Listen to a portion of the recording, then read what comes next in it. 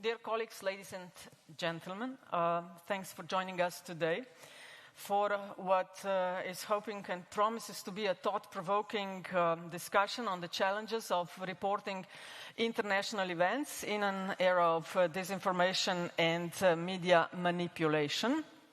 This panel, titled Media as a Desirable Weapon in International Relations, is part of the Forward Media Festival, and it aims to provide us a unique opportunity to examine the evolving role of journalism and media in a world where information is increasingly weaponized. So in today's hyper-connected world, uncovering truth amidst propaganda and misinformation is definitely more challenging than ever. Do journalists recognize when they are being used as instruments of influence between nations? Are they prioritizing speed over accuracy? You're going to have a lot to say about that. Reporting on international politics has become a complex endeavor shaped by globalization and governments' varied approaches to media freedom. And together with our guests, we'll delve into whether journalism continues to seek the truth or if it has become entangled in information battles. Adding to this perspective will be also as a business executive and as an editor, as a documentarist and a journalist, your unique perspectives to intersection of journalism, media, and international politics. And with that, let me introduce our panelists. It's Tav Klitgaard, director of the Danish media outlet Zetland, a digital publisher dedicated to journalism as a force of good. Then Polona Fijavž, she's a former Slovenian public broadcaster correspondent in Germany and now editor-in-chief of the RTV Media Slovenia news program. And Nikolaj Krastev, Bulgarian journalist, former Balkan correspondent. Just use the microphone, please. I am, yes, maybe former Balkan correspondent, maybe also former post-Soviet correspondent. Now I working very well with Georgia, because you know that Georgia yeah, we're going to talk about that. Post-Soviet territory now is again so interesting. Yeah. And you are also author of several documentaries and an analyst with extensive... For the Russia opposition, for the Marina Ovsyannikova. An extensive experience in international journalism. Polona, I would like to start with you. Women first, or something. So, from your experience as a former correspondent in Germany, do you think, these are the questions that we will be asking and exploring tonight, do you think that reporting on international events today is more about uncovering truth, or is more about navigating a landscape of, narratives and whose narrative gonna win or not? What do you think? I think that as a journalist, you first try to understand the official message that you're being given. The second thing is to read between the lines, and the third is to get to your own sources that you might have on topics. That could be your colleagues, journalists, some members of think tank, of the opposition, whatever the opposition to those people is. And then at foremost, you're trying to tell the story, so that you put the event into the story and into the context.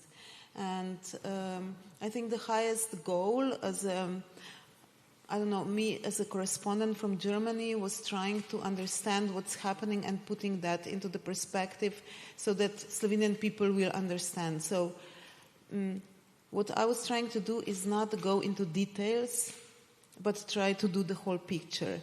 I think that today, when we are bombarded with the news, with bulletin from all over the place. It's the context that matters. So trying to focus on the context is the main focus, and it's the main goal. So trying to tell the story, put it in the context, and then you've achieved everything. And of course you have to look for a hidden agenda. For example, now in Germany we know, I don't know how similar that is in Denmark. I haven't been following that much and the news there anymore. But the narrative that every international event is being given at the moment, the focus of Europe and disregarding the so-called global south in every report, in every way, this Europe centralism is coming out of all of the news, of every sentence, of every word, of all the narratives. So trying to the main goal now should be to try and focus more broader, I don't know how to explain this, to somehow go a little bit higher and get past this Europe centralism, Europe. And offer some other perspectives Yes. as well. Just before we started this conversation, we discussed about the importance of being there, being as a correspondent in, I don't know, various countries, on battlefields.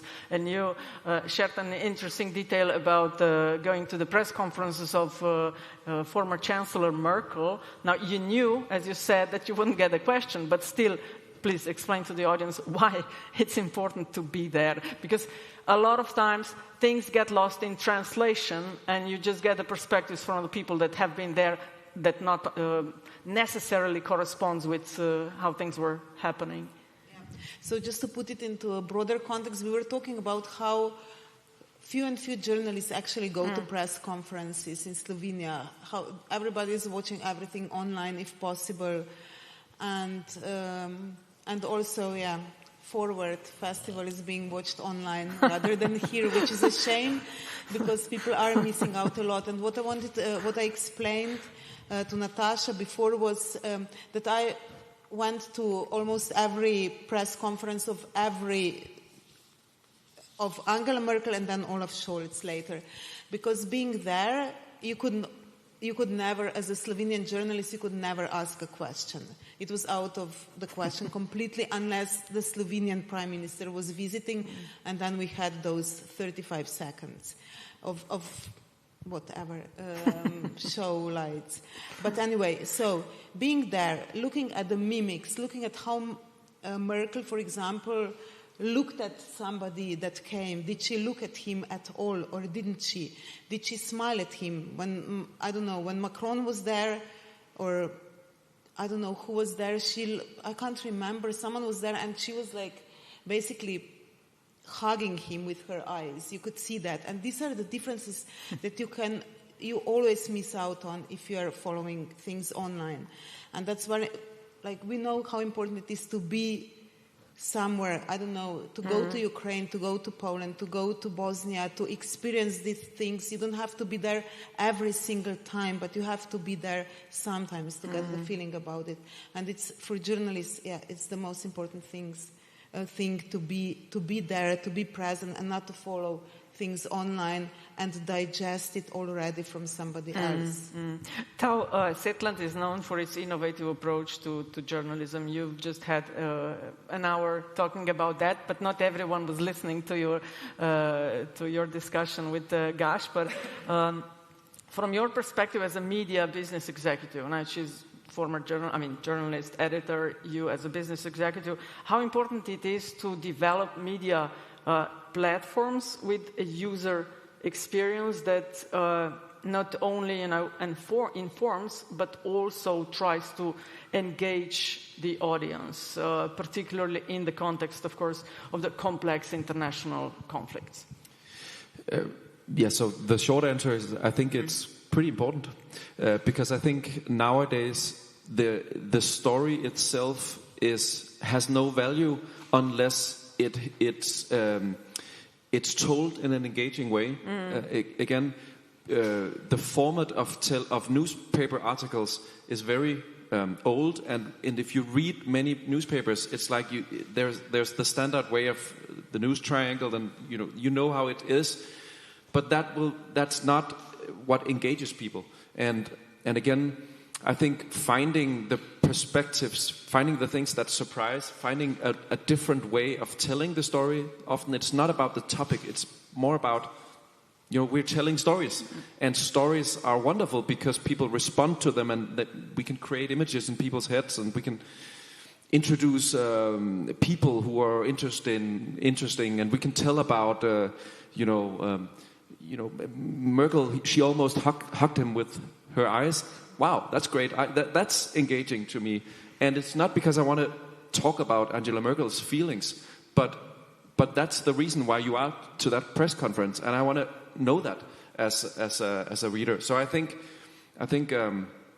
the content and the user experience, the mediation of the journalist and the distribution technology and the way that you tell the story, that is what gives the experience, and the experience is what creates value, not the story itself.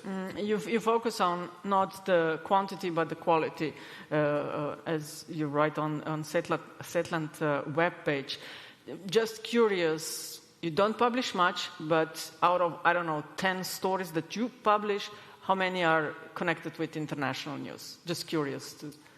Is it like that's a good 1/3? Connected with... most it things talks are about connected. International. Yeah, sure, of course. But still. We cover broadly. We cover domestic affairs, international affairs. We also cover like inner life or stuff. So there will... But I will say that at least every week we have at least 2 or 3 stories that are specifically about, Georgia or floodings in Spain or... Okay.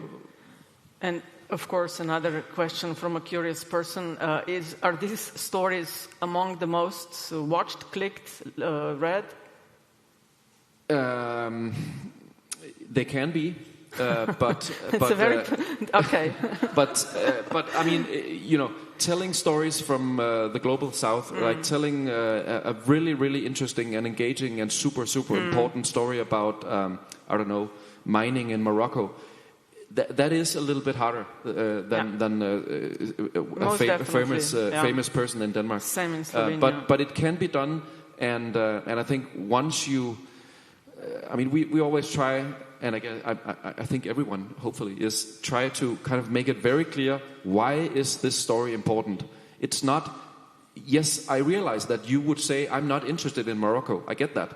But you should be interested in this story because it actually affects whatever. Always trying to look for an audience's perspective.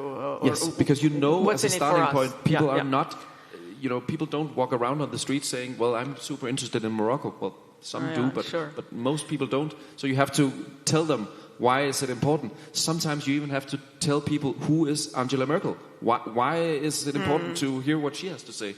Well, because sometimes, your audience is 20 years old and they don't necessarily know who Angela Merkel is.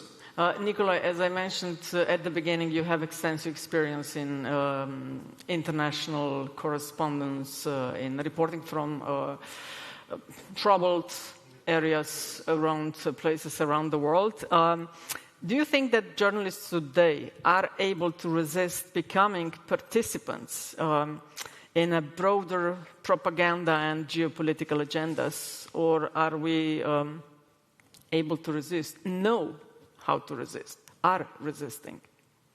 It's a good question because it's many journalists who come being correspondent or special envoys on the territory when it's very, very hard in this moment.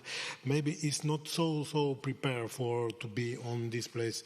It's not don't know how it is geopolitical agenda. For example, in Georgia, many foreign correspondents don't understand that how is the Russian influence in there, because it's pro-Russians or pro-Kremlin's party, Georgia Dreams, is cut a relation with Kremlin, but behind that, you know, that's pro-Russian law, anti-genders law, also it's Russian steps for the political situation inside in the country. And I mean that if you send some correspondent on the one place, you must be prepared for a real correspondent or working with the source on the ground, because source is a very, for me especially, but I mean that's for the colleagues also, its source is a very important element to collect information in your work on the ground.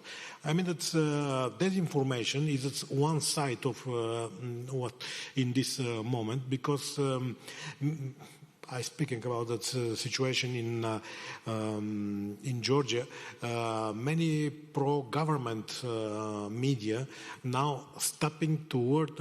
Journalists in pro-media governments stopping to work inside in this media and resignated from this place because he don't stop lying in this moment. And this is very important to work in this crucial place when you see that how systems working, not media system, but social system how working. Mm-hmm. A question for all of you. Recently, we've witnessed an incident, a highly publicized one, fans attacking each other, the soccer game between Ajax and Maccabi in Amsterdam, where conflicting narratives came out from, on one side, it's anti-Semitism, and the other side, no, not even close. It was just hooligans who provoked fans for cheering for the other soccer team. So I'm just wondering your thoughts on, okay, first, since you're in Denmark, you're the closest. You were the closest to the incident. How did you cover that? Yes, we did cover it, but we did not cover it on the evening, and we did also not cover it on the morning after it happened. We did cover it later, which means that we were not caught actually in that situation, because it turned out that it was uncovered. Once people start, asking some questions, it turned out that the story was different than the story that was told on the evening itself. And it's a good example of sometimes media just goes into some kind of crazy spin. Again, I will say it's not only the media, that's also what social media does, but the speed of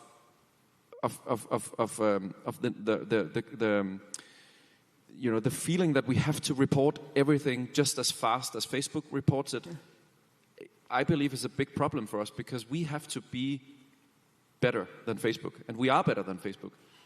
But we cannot be better than Facebook if we have to do it in 2 minutes or 10 minutes. That's not fair. 5 minutes after something happened, when you still don't have facts. You have to. You know nothing. I mean, we're journalists. We have to call sources. Maybe we even have to travel to Amsterdam, or I don't know. We have to do our work, and that's not possible to do in 5 minutes. Polona, what do you think? How can journalists and the media, outlets ensure that they report critically and without becoming sort of, unwitting participants in some other stories? We actually had a big problem with this, and there were also a lot of complaints, because on this was Tell us Saturday. more about. Let me reveal all our troubles. No, but on Sunday we had this program that's 15 minutes for a news weekly summary or something like that, and the person doing that included the first messages that came from Amsterdam, and that was hooligans, or not even hooligans, that the football fans were provoked, and so it was, and then there was everything was revealed later on Sunday and Monday, and In this case, it was very difficult because there were the reports were very opposite from all the sides. And we all know very well that football is political. You cannot say the football fans are just hooligans.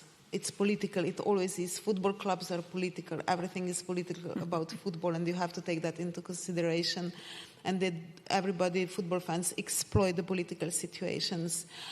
And this was maybe not taken into consideration enough. So as soon as the reliable sources were confirming what was happening there, that they confirmed that those fans were provoked, that they were provoking this group and that group was doing that thing. And as soon as that was confirmed, and that was, I think, Sunday evening, Monday morning, then we started reporting about it seriously and did a bigger report a couple of days later with someone who explained what was going on in football clubs, Israel, Palestine, everything all together in society, and why we didn't report about it correctly. So that's how we tried to repair the damage that we did on Sunday evening and made the viewers aware of the broader situation, and that's crucial. So I completely agree with you. You don't have to be the first, but you have to be thorough when you finally do it. Because that is probably one of the things why public trust in the media is eroding. You wanted to say something? Yeah, it's just a small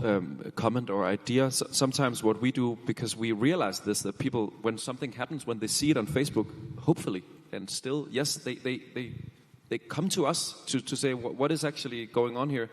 And something that we are doing sometimes is that we will just put a small, it's not even an article, but just a small box on our front page saying, yes, we saw it, we are investigating. We're trying to figure out what's going on. We have nothing to say yet, but we are aware, so it doesn't feel like we are completely not there.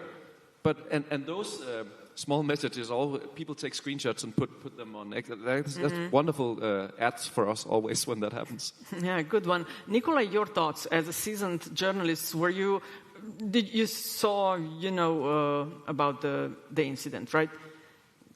Now I see that politicians or maybe some group of interests using that sports events about the provocation. You remember that? Maybe do you remember that in Berlin, match between Germany and Turkey, and you remember that how big chaos been in German capital after that, and we see that.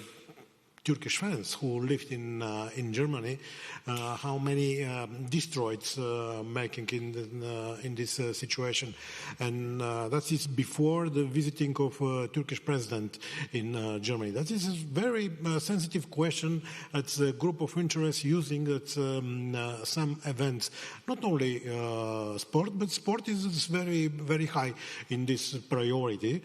Culture also is its element when politicians or this group maybe using to make some provocation, make some problems between people from another ethnical moments, ethnical groups in this situation. And I mean that's our role of journalism. It's good explain who is this not only group of interests, but why it's didn't in this moment. Why it's happened? What is the geopolitical agenda? Because when many times when coming that Turkish president, for example, in Germany, say we want language school on Turkish language. We want some rights for our people who living in Germany. And I not say that Turkish provocate Western world, but Turkish now explain that's maybe how I say that's right of Muslim minority in Germany is not very very, very good in this situation. And that I say that some people, some group of interests organize and making some troubles if you understand that well. What I say, that situation is not very well. But role of journalism is there, that explain, that show what's happened behind that one event. Mm-hmm. You all. My understanding is that advocate for, taking a deep breath first and then try to report or see how things stand. Are you on social media? What's your stance on social media or being present as media personalities, as people with experience, as people with something to say? As a person or as a person, as a company? Yeah. Am I present at social media? How, do you like it? Do you publish very on much it? so, and I don't like myself when I am that. Also because my favorite two social medias are TikTok and LinkedIn. And on LinkedIn, it's the bragging thing that works. And on TikTok is probably, I really like TikTok because it's the first... bragging as well. But it's the first social media where I can really... That feels like it's plastic. So I can... One day I'm a, football fan because I'm watching with my son. The next day I'm a music fan because I'm, that's interesting. And so yes, I'm there. But the fast-paced commenting is not something that I participate in. I do see it actually...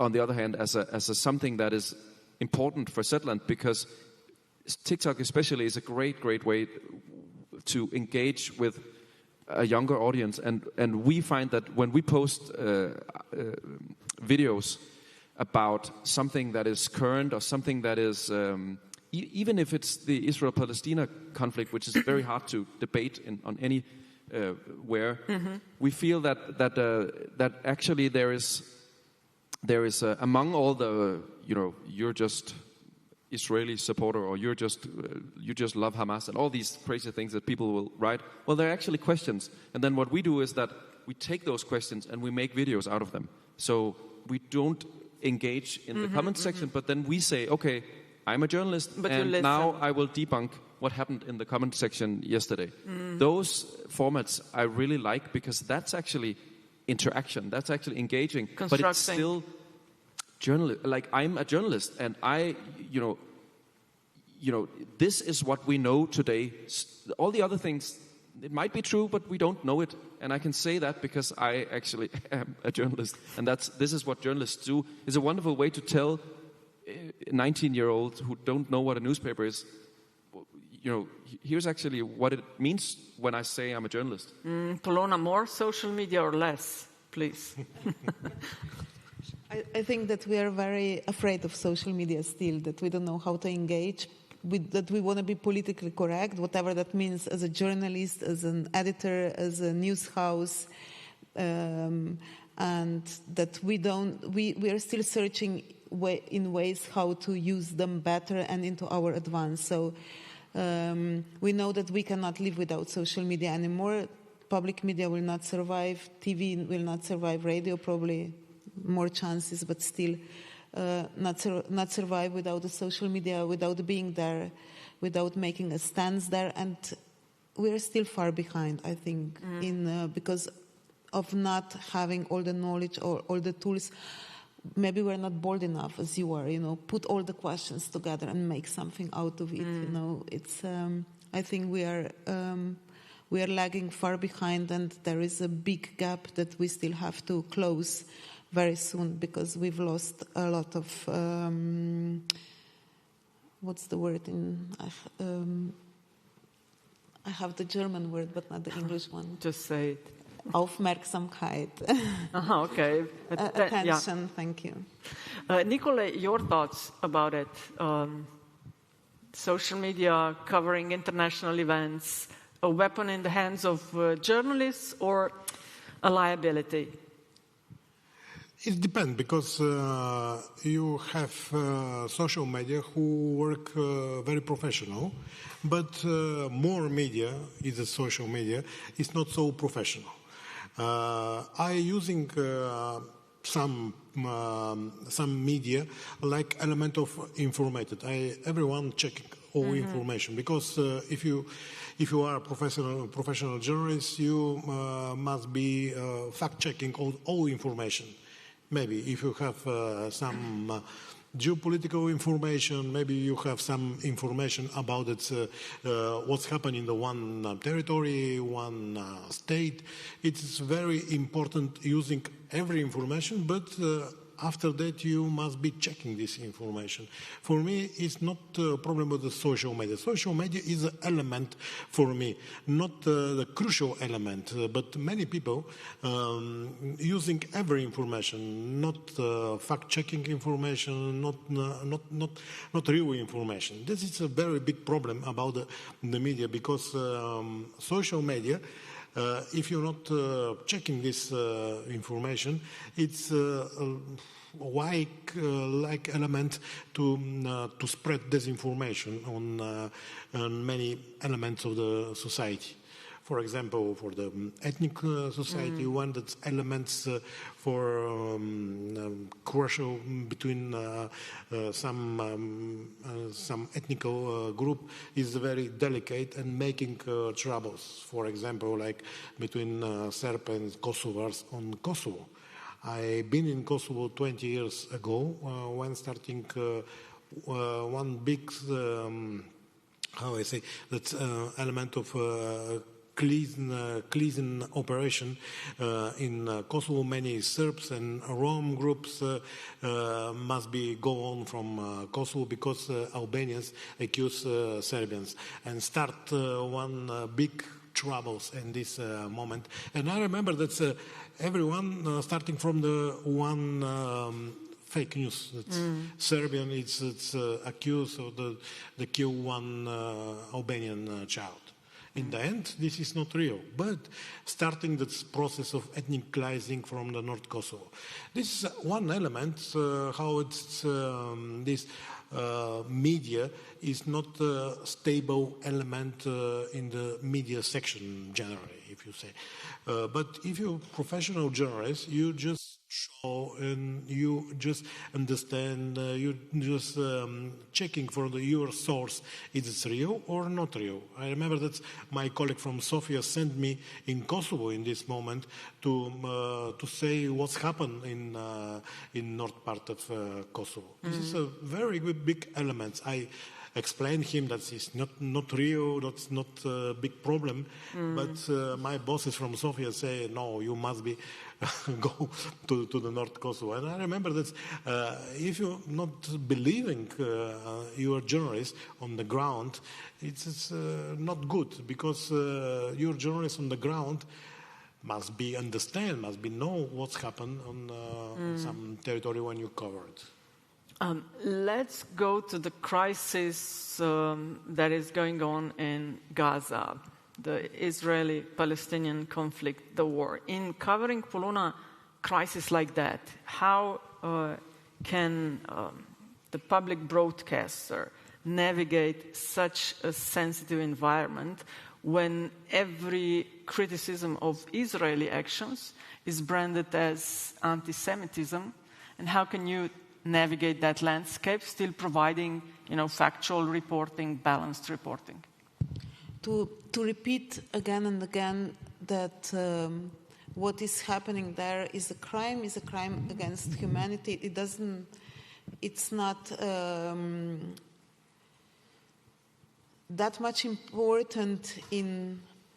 No, this is gonna come out wrong. So we have. It's live on TV, so. Yeah. So there is no going back. So it's important to point out who is the aggressor at the moment. It's always important to report on what caused the situation at the moment. But it is important to say it again and again. Who is the aggressor? Who is the victim? Did you have any editorial meetings especially for this crisis? How to address things? We didn't have a common meeting. We had it with the foreign, like the people that report about it, and especially with our correspondent from the area, from the Middle East area. So there were some words that we agreed on. We had like some discussions. We didn't have enough, and we regretted that later, because it has to be very clear what words to use. And could you share them with us? Sorry? Could you share the words with us? Well, it was who is the aggressor? What is the terrorist organization? Genocide. Can you use the word genocide or not? From which point on? Who has to say it first in order for us to use it as well? I think we didn't discuss this enough. Public is very sensitive, and of course there are always people and organizations and groups that are going to use it against you, however you say it. So it's a very sensitive reporting. We did have our senior journalists reporting about it more than younger people who have experience, who actually know what is going on, who have been to the area prior to the first Hamas attack and then the retaliation from Israel. And we are lucky in a way that public here doesn't understand citing the aggressor in this case as being anti-Semitic, because it has nothing to do with that. But was it covering the war? Is it a sensitive issue? Yeah, of course, yes. And not as much as in Germany, obviously. But yeah. From a perspective of a media executive, when on one side you have a country like Israel, which is a very influential one, we've seen cases in the United States and around the world that whoever criticized or used a narrative that didn't fit with the official Israeli narrative lost their jobs, lost their funding. As a media executive, is this something that goes through your mind or not really? What goes through my mind is that this is a conflict, and it's, to be honest, it's the only conflict I can think of that is that sensitive right now, where I'm not worried about losing any funding like or pissing politicians off. Mm-hmm. It's not important to me, luckily, because we are free and independent. But of course, we do not want to lose our members, because we are our members. We are there for our members, and our members are very polarized in this question. So it is a very hard thing for us, because we're very much about community. We're doing this together, but in this situation, there is no such thing as togetherness. Not even in small and hyggelige Denmark. Not everyone on the same side. I mean, no. Why should they be? So what we are lucky in the sense that we don't tell people that we will report on everything that happens in Gaza. And when I say we're lucky about that, it's because we did. That's not what we promised. That's not what we do. So what we're doing, for instance, is we're seeing ourselves more as a magazine, because we know that this is a conflict that escalates or moves from day to day, and we're not a day-to-day media. We will tell people, the most general things and when the most important things happen. But then, for instance, one thing I remember we did was that we actually produced a long, I think 4 or 5 episode series about the word and the meaning and the way that when and how can you call something a genocide. So we took something that's something we're talking about that is a current thing, and then let's deep dive into that, because we're giving people something to talk about. As I often say, during the morning coffee in the office, they will talk about what happened last night in Gaza. But then maybe and hopefully, I think, over lunch, they can discuss what does genocide actually mean, and why is it that we can't agree whether this is a genocide or not, and what's the perspective and the analysis on that? And I think to be honest, sometimes those discussions are the discussions that make people understand the world and make them smarter. Can I just add on something, because it just occurred to me that we had almost a rule. It was not a rule because we don't have rules like that, but that no news can go out because we are daily news. So 1 o'clock, 5 o'clock, 7, 10 o'clock in the evening can go out without a short news at least of the situation in Gaza, because we are witnessing a genocide in front of our own eyes, and we want people to know that we did report about it. At least that's what we can do. That's our profession in every single day, in every single news that we broadcast it. Thank you. Yeah. Nikolaj, and you are the one covering the situation in Georgia quite closely, the protests. It's been in the media a lot lately as well. Could you talk to us about what role did the public media play there in spreading this information or doing what they should be? In case of Georgia, public media is under control of the government, under control of Bidzina Ivanishvili, who is a former leader of Georgia Dream. And public television in Georgia, it's in very specific situation because sharing some information which is anti-protest information in this moment. I remember that 1 week ago when I've been in Georgia, I see that people go in the 3 lines of the protest. One line is against the public television, the office of public television.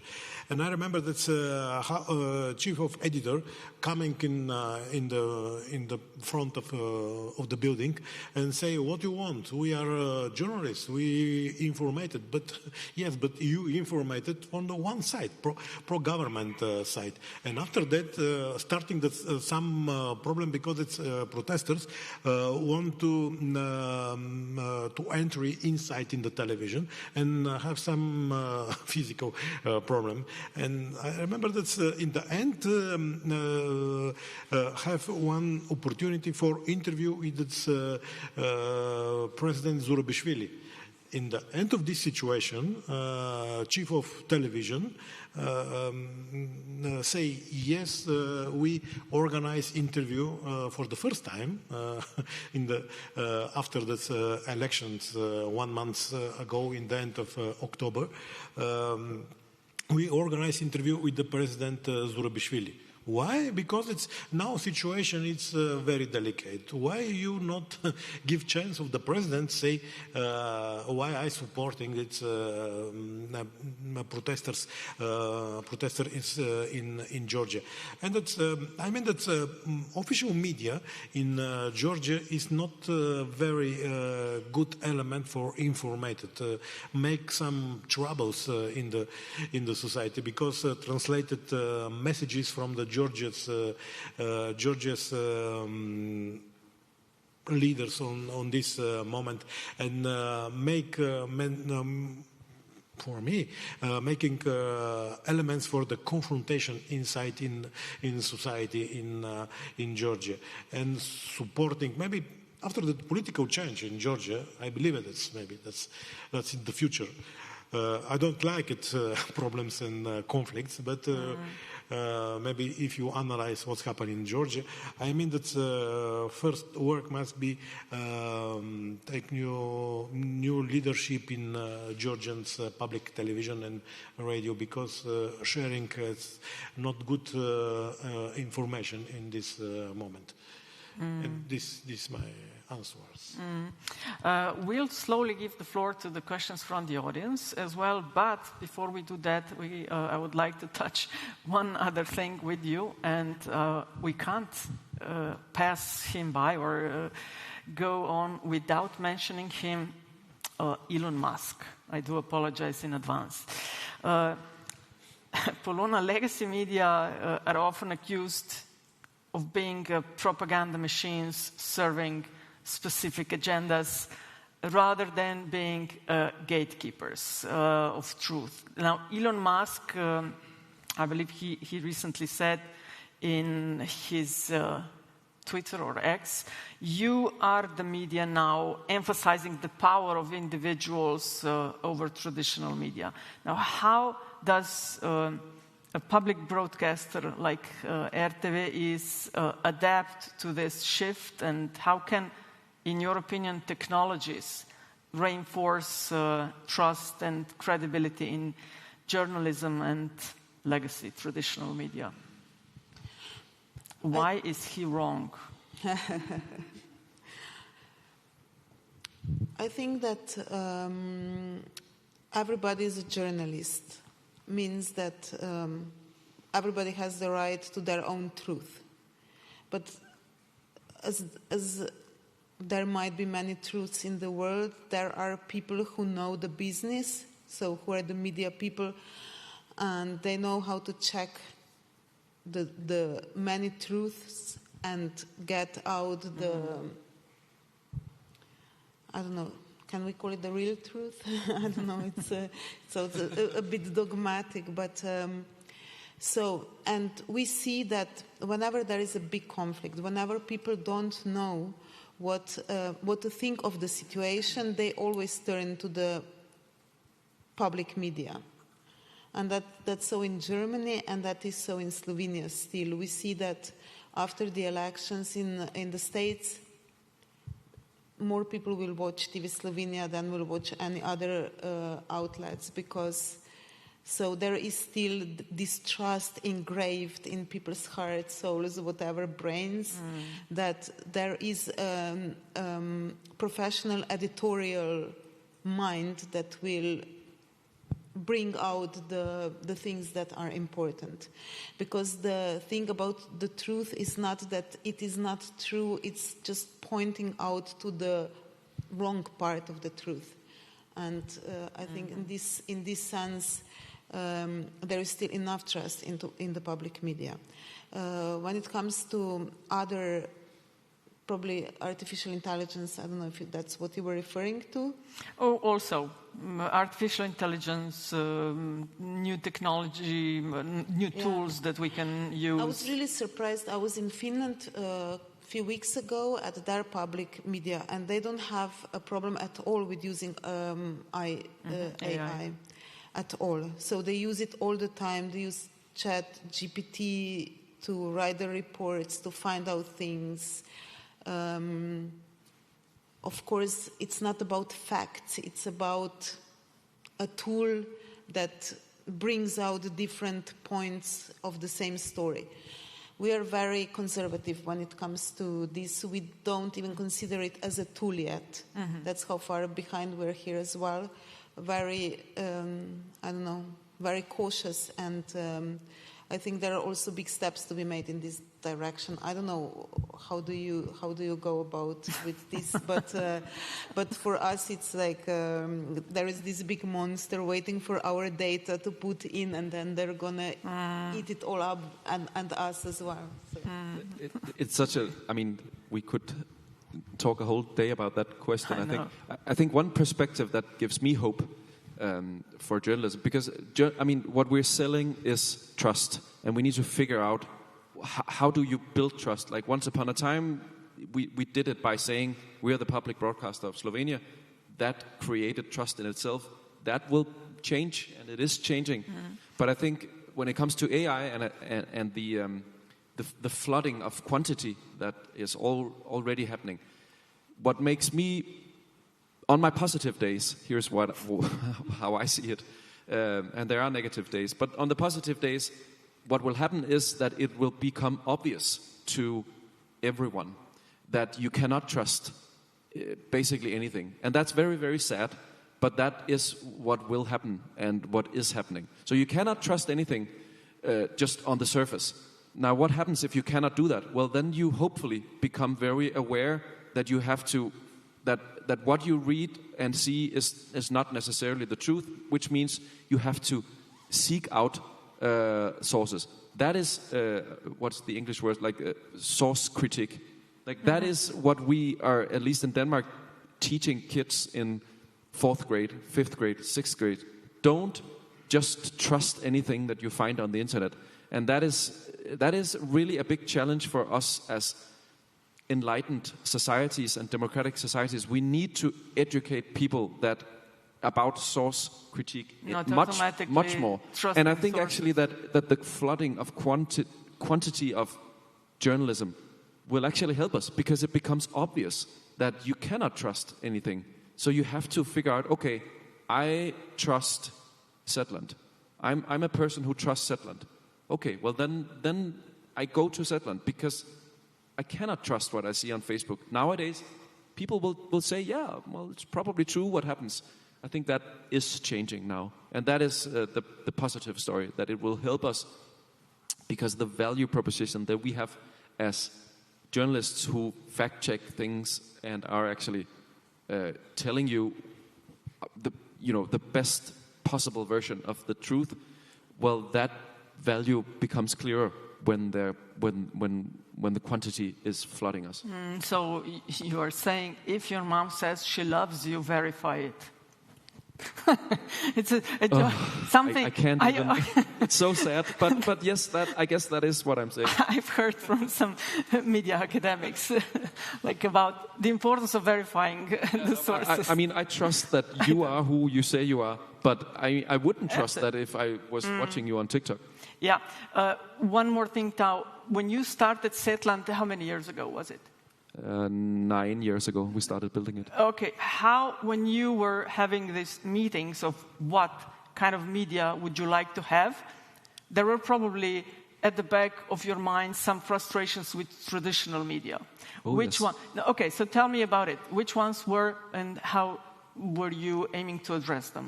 Well, I think, lots of format things, but I think, we saw pretty clearly that in-depth quality long-form journalism is dying in the ad supported fast news cycle that is digital journalism, or that was digital journalism in 2015. That is the type of journalism that we love. That is it's also subjective. Like it's just that's what we like. And that is dying, so we need to do something about that. There's like, when something big happens, you have 17 newspapers in Denmark who are all writing the same article. That's stupid. Let's do something different. Let's stand out. Let's do something different. Let's tell the deep, good stories, and then do it 3 days later. But in Denmark, the problem isn't that there isn't enough quality journalism. There's awesome journalism in Denmark, and most of it is actually true and fact-check, and it's great. But what is missing is telling the stories in engaging ways, telling the stories in ways that people do not get apathetic, do not get do not turn into news avoiders, which is a big problem, because you're telling them these sad stories, and you're telling them in these ways where you kind of have to. If I'm a 20-year-old in Denmark, I don't even know that Georgia is a country. You have to basically start there and tell them why are we telling you this story, and why is it actually important to you? Because I agree, it is important to you. And say it in a respectful way, not you stupid ones who don't know about Georgia. There was once a guy a young guy who told us. He said, when I watch or when I consume the news, it's like I'm watching the second half of a soccer game. And I didn't watch the first half, and nobody told me what's even the score, and who are even playing. They're just putting me into the game in second half and expect me to understand and enjoy the match. And I think that was a pretty good way of seeing, trying to follow the news, because there's so much. It's not possible. Almost an hour has passed by. We have a couple minutes left for your questions, or not. Exactly 7, Gasper is saying. So 7 minutes starting now. Does anyone have questions for? Okay, please. I think I will have to.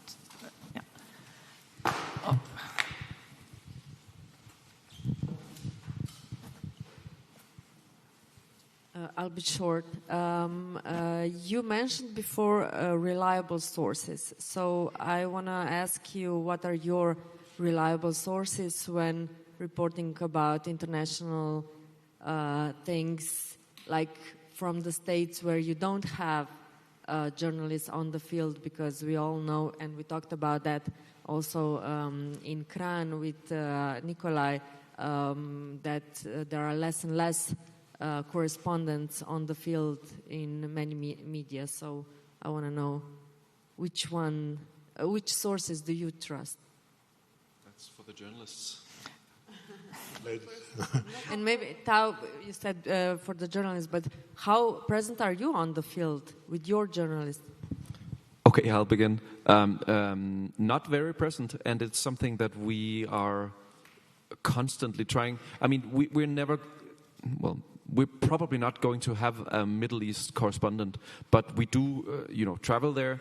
But it's also about, we're Copenhagen-based. We need to go to Jutland. We need to be, because I completely agree. Like it is a major pillar of journalism to be there and be the eyes and ears of the public. So we are in many ways leeching on other ears and eyes, which I don't necessarily always see as a bad thing, because we cannot be, 1,000 correspondents, everywhere. So we kind of have to pool our resources, I think. We're there in Copenhagen, if anyone. Does anyone else have a question for our guests? Okay, we are also trying to have correspondence, as many as possible, but as every other news media, we have the agencies that report about it. Me, as a journalist on the field, like also reporting from Germany, you have the official PR responses. It's always good to, with the sources, it's always good to know what standpoint they're reporting from. So if there is an American reporter reporting about the stuff, so it's from their perspective, and you have to take that into consideration. If there is someone who is critical, who is not, if there are some non-governmental analysts, I don't know, as a reporter, you kind of have to work on it very intensely in the first few months, me in Germany, for example, to get your own sources or to get people that you trust completely, that they have not trust in that you believe in everything they say, but that they have enough knowledge to kind of evaluate the situation in broader sense and give you all the information that you are missing when reporting about some stuff. So many whys. But why would they? But why would he? But why? So that's important to get. And then you get different perspective, and I don't know, then you use your experience and put together the story that you think is more reliable than any other. Nikolaj, you want to say? Especially working with my sources in every state, every territory when I'm working, I have contacts with people who that's journalists, our colleagues, but colleagues who very good understand that situation, not only political situation, economically situation, because if you are a correspondent, you must be cover all issues in the one country.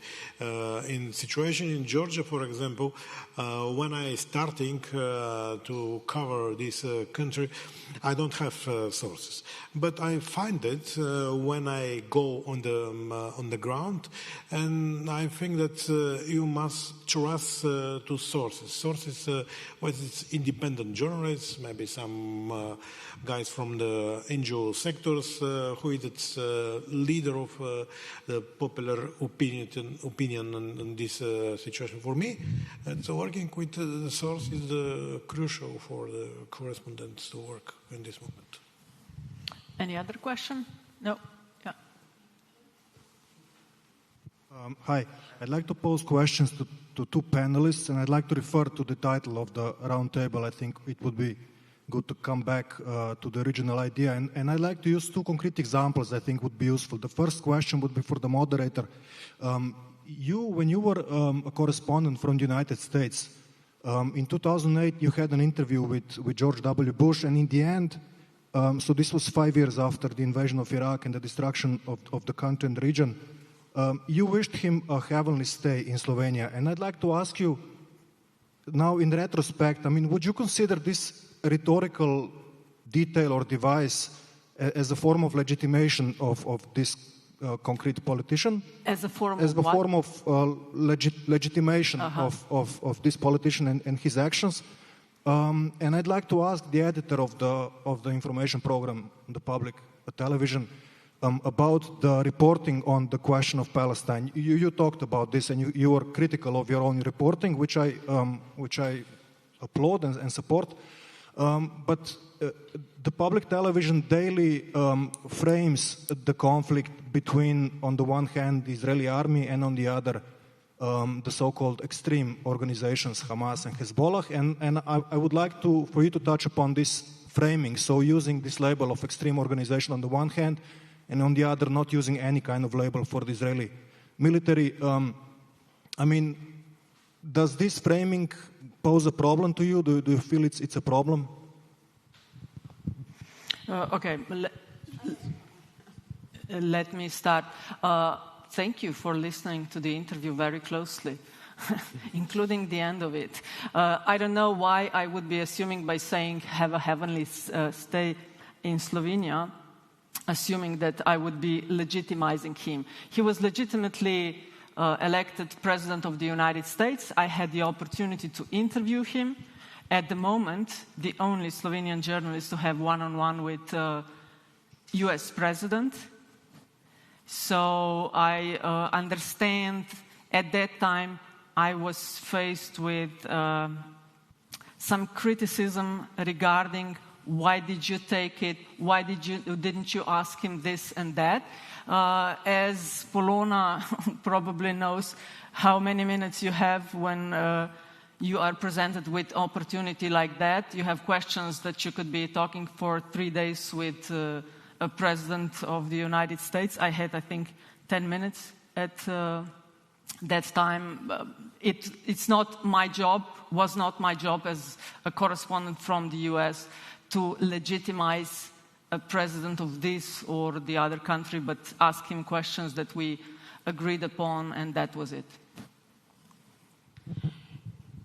About the other question, that is a very sensitive one as well. I think that we follow the general, how do you call it? The general, the general narrative, the general. So the Israeli, if I understand correctly, the Israeli government, we call it Israeli government. And when it comes to Hamas organization, we call it a terrorist organization. So that's what you were asking, right?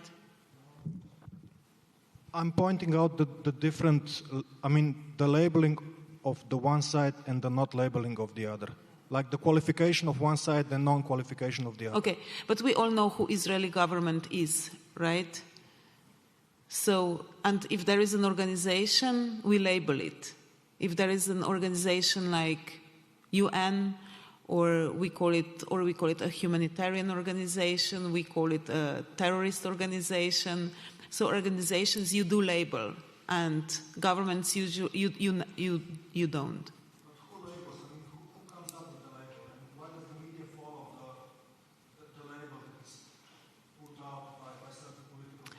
Okay, the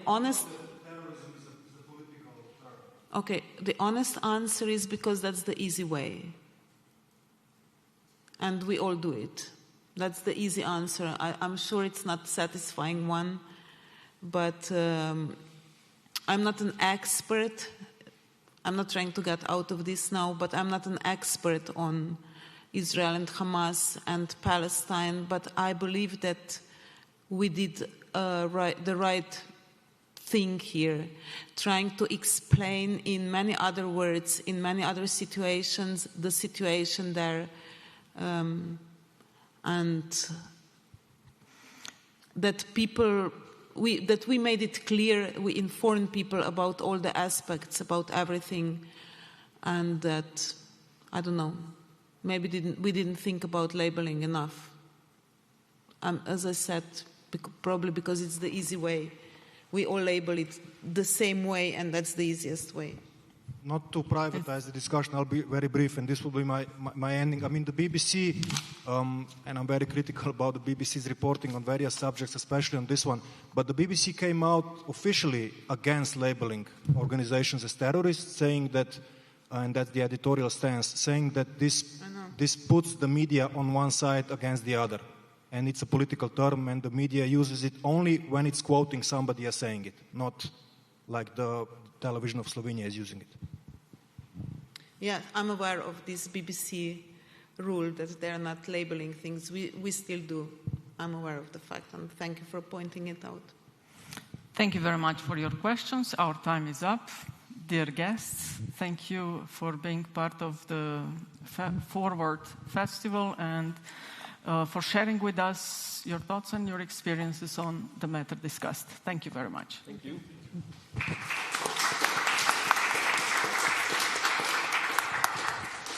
Hvala vsem za udeležbo tudi na tem dogodku. Zdaj pa nas čaka še vrhunec festivala, podelitev novinarskih nagrad Čuvaj Watchdog ob 9.